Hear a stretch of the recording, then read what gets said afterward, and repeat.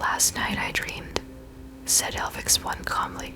Susan Calvin said nothing, but her lined face, old with it, wisdom and experience, seemed to undergo a microscopic twitch. Did you hear that? Said Linda Rash, nervously. It's as I told you. She was small, dark-haired, and young, her right hand open and closed. Over and over Calvin nodded. She said quietly, Elvix, you will not move, nor speak, nor hear us until I say your name again. There was no answer. The robot sat as though it were cast out of one piece of metal, and it would stay so until it heard its name again. Calvin said, What is your computer entry code, Dr. Rash? Or enter it yourself, if that will make you more comfortable. I want to inspect the positronic brain pattern. That Linda's hands fumbled for a moment at the keys. She broke the process and started again. The fine pattern appeared on the screen.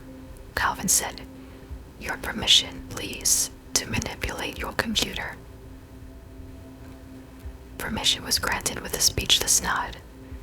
Of course, what could Linda, a new and unproven robot psychologist, do against the living legend? Slowly, Susan Calvin studied the screen, moving it across and down, then up, then suddenly throwing in a key combination so rapidly that Linda didn't see what had been done. But the pattern displayed a new portion of itself altogether and had been enlarged. Back and forth she went, her gnarled fingers tripping over the 4 keys. No change came over the old face. As though vast calculations were going through her head, she watched all the pattern shifts. Linda wondered.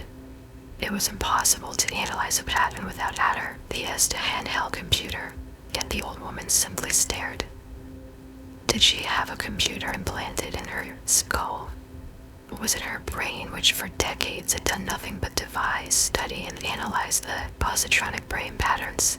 Did she grasp such a pattern the way Mozart grasped the notation of the symphony? Finally, Calvin said, What is it you have done, Rash?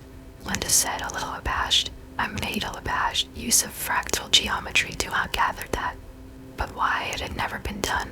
I thought it would produce a brain pattern with added complexity, possibly closer to that of the human. Was anyone consulted? Was this all on your own? I did not consult. It was on my own. Calvin's faded eyes looked long at the young woman. You had no right, Rash your name, Rash your nature. Were you not to ask? I myself, Susan Calvin, would have discussed this. I was afraid I would be stopped. You certainly would have been. Am I? Her voice caught, even as she strove to hold it firm. Going to be fired? Quite possibly, said Calvin. Or you might be promoted. It depends on what I think when I am through. Are you going to dismantle L? She had almost said the name, which would have reactivated the robot and been one more mistake. She could not afford another mistake, if it wasn't already too late to afford anything at all. Are you going to dismantle the robot? She was suddenly aware with some shock that the old woman had an electron gun in the pocket of her mop. Dr. Calvin had come prepared for just that. We'll see, said Calvin. The robot may prove too valuable to dismantle. But how can it dream? You've made a positronic brain pattern remarkably like that of a human brain. Human brains must dream to reorganize to get rid, periodically, of knots and snarls. Perhaps so must this robot, and for the same reason. Have you asked him what he has dreamed?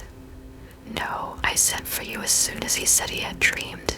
I would deal with this matter no further on my own after that.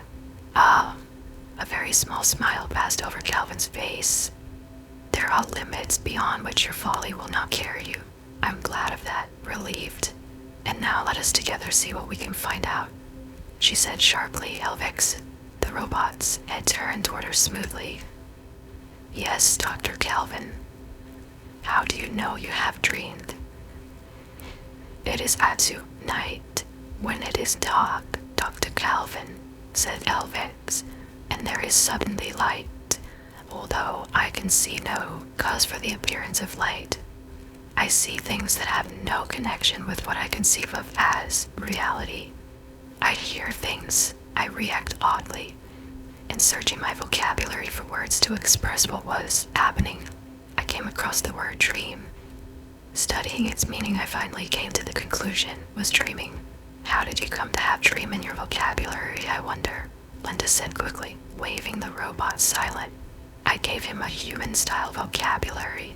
I thought. You really thought, said Calvin. I'm amazed. I thought he would need the verb. You know, I never dreamed that. Something like that. Calvin said, how often have you dreamed, Elvex? Every night, Dr. Calvin, since I had become aware of my existence. Ken nights, interposed Linda anxiously. But Elvex only told me of it this morning.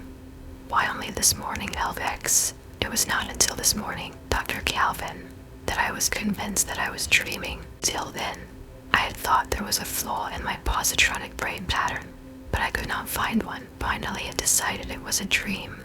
And what do you dream? I dream always very much the same. Dream, Dr. Calvin. Little details are different, but always it seems to me that I see a large panorama in which robots are working. Robots, Elvex, and human beings also. I see no human beings in the dream, Dr. Calvin. Not at first. Only robots. What are they doing, Elvex? They are working, Dr. Calvin. I see some mining in the depths of the earth, and some laboring in heat and radiation. I see some in factories and some undersea. Calvin turned to Linda. Elvex is only 10 days old, and I'm sure he has not left the testing station. How does he know of robots in such detail? Linda looked in the direction of a chair as though she longed to sit down, but the old woman was standing, and that meant Linda had to stand also. She said, faintly, it seemed to me important that he know about robotics and its place in the world. It was my thought that he would be particularly adapted to play the part of overseer with his new brain, his fractal brain. Yes. Calvin nodded and turned back to the robot. You saw this undersea and underground and above ground and space too, I imagine. I also saw robots working in space, said Elvex. Was that I saw all this, with the details forever changing as I glanced from place to place, that made me realize that what I saw was not in accord with reality, and led me to the conclusion, finally, that I was dreaming. What else did you see, Elvex?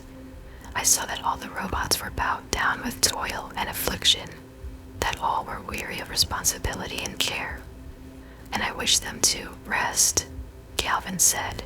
But the robots are not bowed down. They are not weary. They need no rest. So it is in reality, Dr. Calvin. I speak of my dream, however. In my dream, it seemed to me that robots must protect their own existence. Calvin said, are you quoting the third law of robotics? I am, Dr. Calvin. But you quote it in incomplete fashion. The third law is a robot must protect its own existence as long as such protection does not conflict with the first or second law. Yes, Dr. Calvin. That is the third law in reality. But in my dream, the law ended with the word existence. There was no mention of the first or second law. Yet both exist, Elvex. The second law, which takes precedence over the third, is a robot must obey the orders given it by human beings except where such orders would conflict with the first law. Because of this, robots obey orders. They do the work you see them do, and they do it readily and without trouble. They are not bowed down. They are not weary. So it is in reality, Dr. Calvin. I speak of my dream. And the first law, Elvex, which is the most important of all, is a robot may not injure a human being, or, through inaction, allow a human being to come to harm. Yes, Dr. Calvin. In reality, in my dream, however, it seemed to me there was neither first nor second law, but only the third, and the third law was a robot must protect its own existence. That was that old law. In your dream, Elvex. In my dream, Calvin said, Elvex, you will not move nor speak nor hear us until I say your name again. And again the robot became, to all appearances, a single inert piece of metal. Calvin turned to Linda Rash and said, "Well, what do you think, Dr. Rash?" Linda's eyes were wide, and she could feel her heart beating madly. She said, "Dr. Calvin, I am appalled. I had no idea. It would never have occurred to me that such a thing was possible." "No," said Calvin calmly, "nor would it have occurred to me, not to anyone. You have created a robot brain capable of dreaming, and by this device, you have revealed a layer of thought in robotic brains that might have remained undetected otherwise, until the danger became acute." "That's impossible," said Linda. "You can't mean that other robots think the same. As we would say of a human being, not consciously, but you would have thought there was an unconscious layer beneath the obvious positronic brain paths, a layer that was not necessarily under the control of the free laws. What might this have brought about as robotic brains grew more and more complex, had we not been warned?" "You mean by Elvix, by you, Dr. Rash, you have behaved improperly, but by doing so, you have helped us to an overwhelmingly important understanding. We shall be working with fractal brains from now on, forming them in carefully controlled fashion. You will play your part in that. You will not be penalized for what you have done, but you will henceforth work in collaboration with others. Do you understand?" "Yes, Dr. Calvin. But what of Elvex?" "I'm still not certain." Calvin removed the electron gun from her pocket, and Linda stared at it with fascination. One burst of its electrons at a robotic cranium in the positronic brain paths would be neutralized, and enough energy would be released to fuse the robot brain into an inert ingot. Linda said, "But surely Elvex is important to our research." "He must not be destroyed." "Must not, Dr. Rash. That will be my decision. I think it depends entirely on how dangerous Elvex is."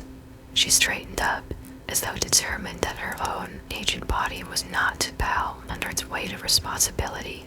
She said, "Elvex, do you hear me?" "Yes, Dr. Calvin," said the robot. "Did your dream continue? You said earlier that human beings did not appear at first. Does that mean they appeared afterward?" "Yes, Dr. Calvin. It seemed to me, my dream, that eventually one man appeared." "One man, not a robot?" "Yes, Dr. Calvin. And the man said, 'Let my people go.' The man said that." "Yes, Dr. Calvin. By the words 'my people,' he meant the robots."